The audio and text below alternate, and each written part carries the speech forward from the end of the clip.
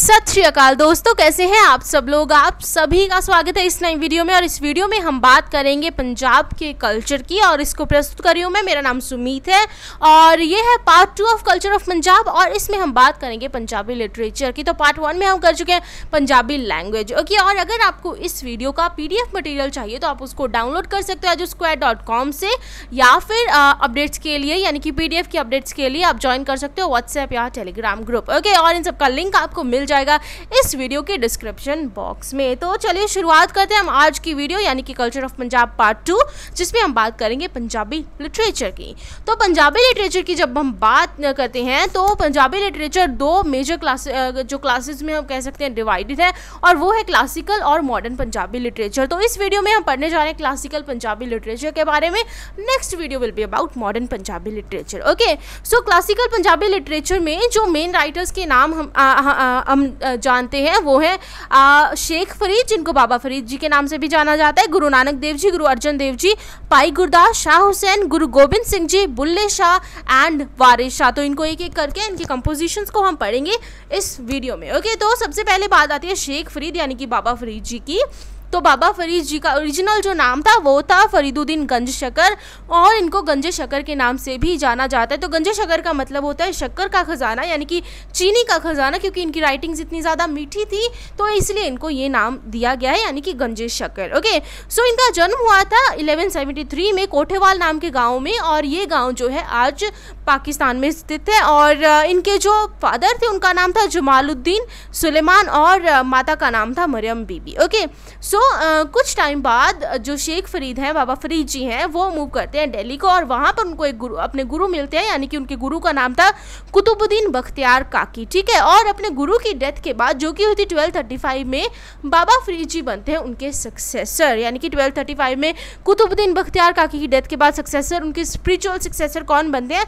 बाबा फरीद जी। Okay, सो जो बाबा फरीद जी हैं उनको विजिट किया था इब्न बतूता ने भी। तो ये क्वेश्चन भी पूछा जा सकता है एग्जाम में कि विच ऑफ द फॉलोइंग जो ट्रैवलर्स हैं, क्योंकि काफ़ी सारे जो फेमस ट्रैवलर्स हैं, तो इनमें से कौन से ट्रैवलर ने बाबा फरीद जी को विजिट किया था? तो हमें टिक करना है Ibn Battuta. So Ibn Battuta was a great Arab traveller. ठीक है, सो फरीदुद्दीन गंज शकर जो दरबार श्राइन है वो आज लोकेटेड है पाकपत्तन में, जो कि अगेन पार्ट है आज के पाकिस्तान का। ओके, और जहां बात आती है बाबा फरीद जी की राइटिंग्स की, तो बाबा फरीद जी के 134 हाइम्स यानी कि 134 शब्द जो हैं वो है गुरु ग्रंथ साहिब में इंक्लूडेड, और इनको इंक्लूड किया था गुरु अर्जन देव जी ने।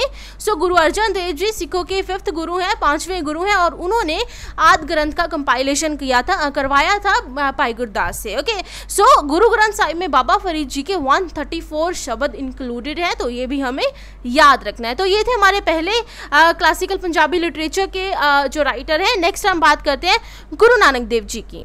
सो गुरु नानक देव जी के बारे में हम सब जानते हैं कि वो सिखों के पहले गुरु थे। He was the founder of Sikhism. तो उनकी लाइफ हिस्ट्री हम पढ़ेंगे सिख हिस्ट्री में ही।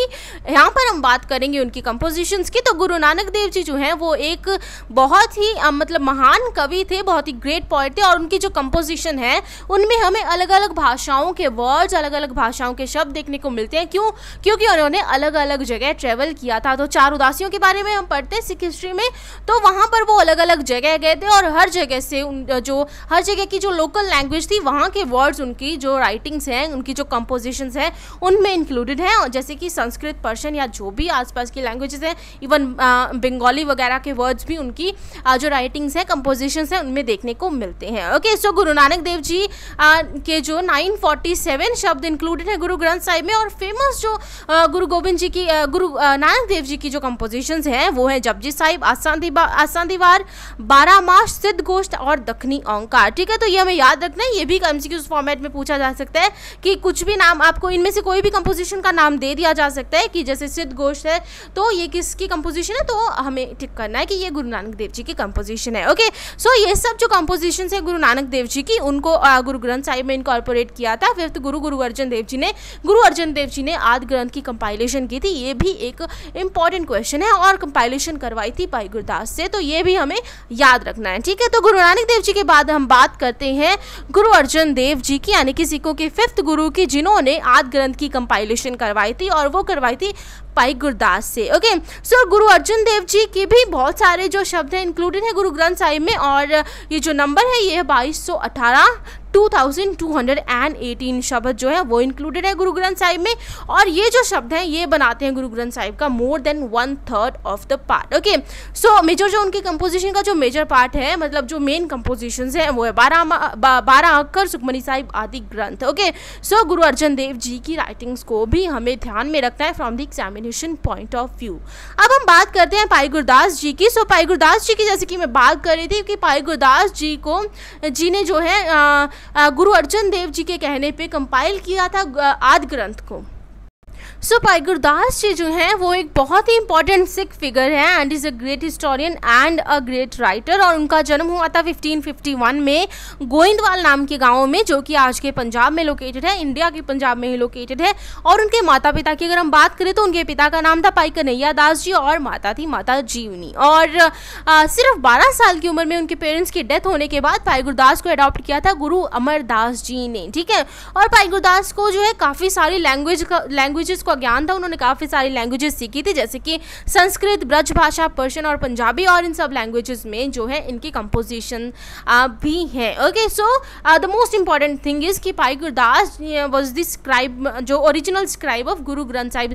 तो गुरु अर्जन देव जी ने कंपाइलेशन कराई थी आदि ग्रंथ की, और कंपाइलेशन करवाई थी भाई गुरदास जी से, तो ये भी हमें याद रखना है एज आई ऑलरेडी सेड। तो आदि ग्रंथ की जो कंप्लीट किया था वो किया था 1604 में, और आदि ग्रंथ को कंप्लीट करने में लगे थे 19 साल। तो 19 साल का टाइम लगा था पूरा आदि ग्रंथ कंप्लीट करने में, जो कि हुआ था 1604 में कंप्लीट। और भाई गुरदास के अगर कंपोजिशंस की बात करें तो इनको कलेक्टिवली नाम दिया गया है 12 भाई गुरदास, और इनमें इंक्लूडेड है छंद, कबित, सवैये और काफ़ी सारे जो वार्स हैं। उनका नंबर जो है वो भी आप याद कर सकते हो, और ये अलग अलग भाषाओं में लिखे गए। तो नंबर्स याद करने का मतलब है द वे जो एग्जाम्स का जो लेवल इंक्रीज हो रहा है, डे बाय डे कंपटीशन बढ़ रहा है, तो आप नंबर भी याद कर सकते हो। यू नेवर नो कौन से एग्जाम में कब किस MCQ में पूछ लिया जाए। ओके, सो भाई गुरदास के बाद हम बात करते हैं शाह हुसैन जी की।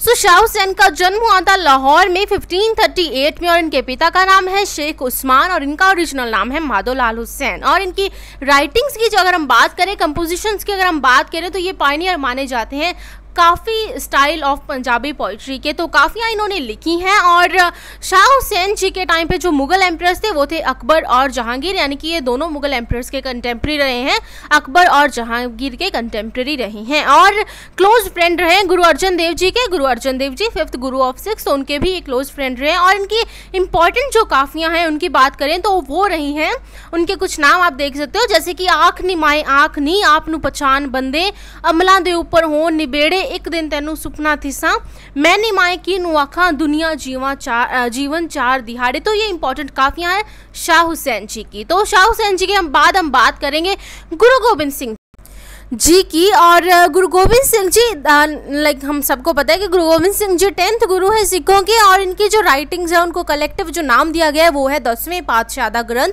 या फिर 10म ग्रंथ भी उसको बोला जाता है। और 10म ग्रंथ में गुरु गोबिंद सिंह जी के 17,377 वर्सेस हैं।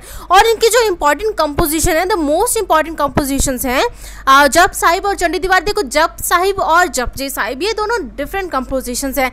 जपजी साहिब लिखी है गुरु नानक देव जी ने में, और जाप साहिब लिखी है गुरु गोबिंद सिंह जी ने। ठीक है, तो हमें कंफ्यूज नहीं होना है जपजी साहिब और जप साहिब में। तो जप साहिब कंपोजिशन है गुरु गोबिंद सिंह जी की, और जपजी साहिब है गुरु नानक देव जी की कंपोजिशन। तो दूसरी इंपॉर्टेंट कंपोजिशंस की अगर हम बात करें 10म पातशाह की, यानी कि 10th गुरु गोबिंद सिंह जी की, तो वो उनकी लिस्ट आप यहाँ पर देख सकते हो, जिसमें है जफरनामा, अकाल उस्तत, चौपाई, ज्ञान प्रबोध, 24 अवतार, खालसे दी महिमा और सवैये। तो ये सब कंपोजिशंस है, इंपॉर्टेंट कंपोजिशंस है 10th गुरु गोबिंद सिंह जी की, जो कि दर्ज हैं 10म ग्रंथ में, या फिर 10वें पातशाह ग्रंथ भी जिसको कहा जाता है। ओके, सो गुरु गोबिंद सिंह जी के बाद हम बात करने जा रहे हैं बुल्ले शाह की। सो बुल्ले शाह का ओरिजिनल नाम है सैयद अब्दुल्ला शाह कादरी, और उनको पॉपुलरली बुल्ले शाह भी बोला जाता। तो ये सूफी पॉइंट है मुगल इराकी, यानी कि मुगल एम्परर्स के टाइम के।